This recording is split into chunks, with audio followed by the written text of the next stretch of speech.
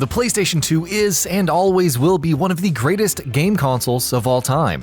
That is something that brooks no arguments. Its massive and diverse library, its record-holding sales figures, and the legacy it left behind that remains unmatched to this day are ample evidence to prove its status as one of the greatest machines ever created to play games. In this feature, we'll be looking at 14 interesting facts related to the Sony behemoth. Without further ado, let's begin. The design. The PS2's design was quite unique for its time. Systems like the SNES, the Dreamcast, or even the original PlayStation were all very particularly shaped, and there was a specific way to place them on your shelf. But Sony designed the PS2 in a way that you could put it down horizontally or make it stand up vertically. This sounds like a painfully common thing in the current era, where all consoles follow this design, but this was something that was originally pioneered by the PS2. Design based on an ATARI prototype. That iconic design, however, wasn't something that Sony came up with by themselves. They have often credited a prototype for an Atari console called the Falcon 030 Microbox for being the machine that they based the look of the PS2 on. Both share a similar design and structure, and the resemblance isn't hard to see. Atari, of course, never went through with the plans for said design and instead opted for the Atari Jaguar. The White Towers. Remember those white towers you would see on your screen when you booted up the PS2? Well, they were actually there for a reason. Each and every one of those white towers represented a single save file on your memory card. The more save files you had for all games on your memory card, the more white towers that you would see. Memory card problems. Let's take a break from complaining about running out of storage on our 1TB PS4s and think back to the days of the PS2, when not only did the system not have any onboard memory, but was also reduced to ridiculously tiny memory cards. Sure, games didn't have to be installed and save files were much smaller, but 8 MB is still a minuscule amount. What made it even worse was that due to issues with third-party manufacturers, Sony at one point was unable to supply enough memory cards in stores, which of course led to a problematic and widespread shortage. The library. The PS2's library needs no introduction. It stands to this day as one of the greatest lineup of video games a system could boast of, thanks to a range of excellent first-party exclusives, third-party exclusives, and of course, multi-platform titles.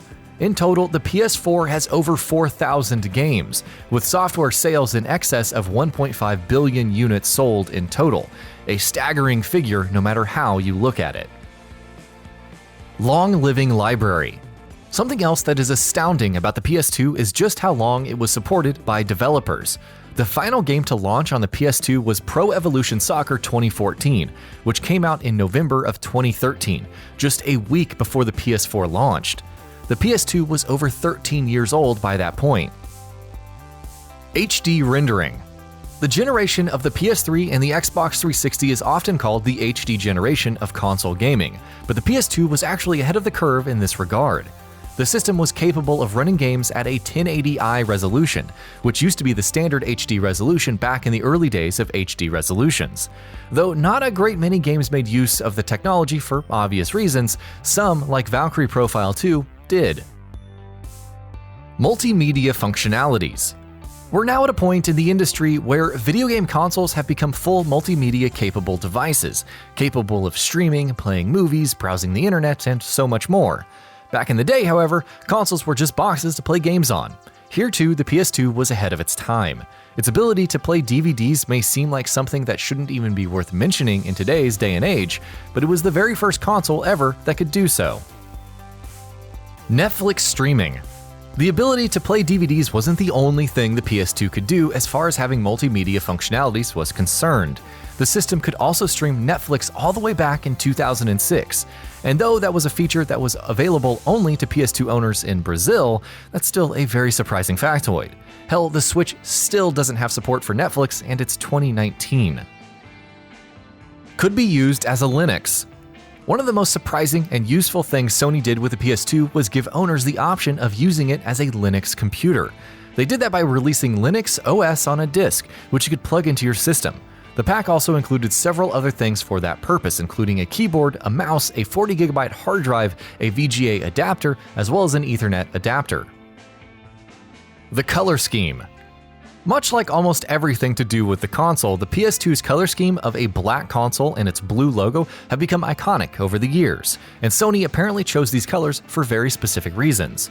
The blue color of the logo was meant to represent the Earth, while the black color of the console itself was meant to represent the vastness and blackness of space. Slimline models. About a decade ago, and all of the years prior to that, generally when a company put out a hardware model for their console, that was it. Other than minor corrections or stuff along those lines, the nature and look of the hardware was set in stone, unlike now, where we get a new SKU and hardware refreshes so often. With the PS2, however, Sony launched a slimmer and sleeker model back in 2004, which went on to become the standard model of the console and was also, in many ways, a trendsetter for many consoles that followed in its footsteps. Disk read errors. Though console manufacturers have become much better at their jobs and usually ship out systems that don't come with a lot of major faults, such was not always the case. Last generation, we had the Xbox 360's Red Ring of Death, and the generation before that, many people were troubled by the PS2's disk read errors.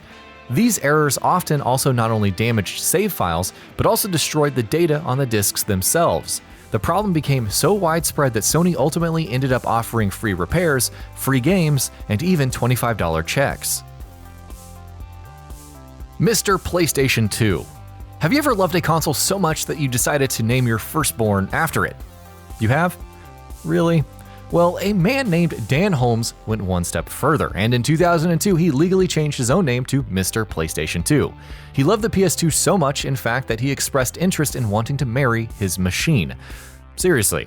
Unfortunately, or fortunately, he was unable to find someone who would officiate the prospective union. And that about does it for this video. If you enjoyed what you watched and want to see more from GamingBolt, you can always hit that subscribe button and turn on the bell icon next to it. That way you will never miss any of our videos.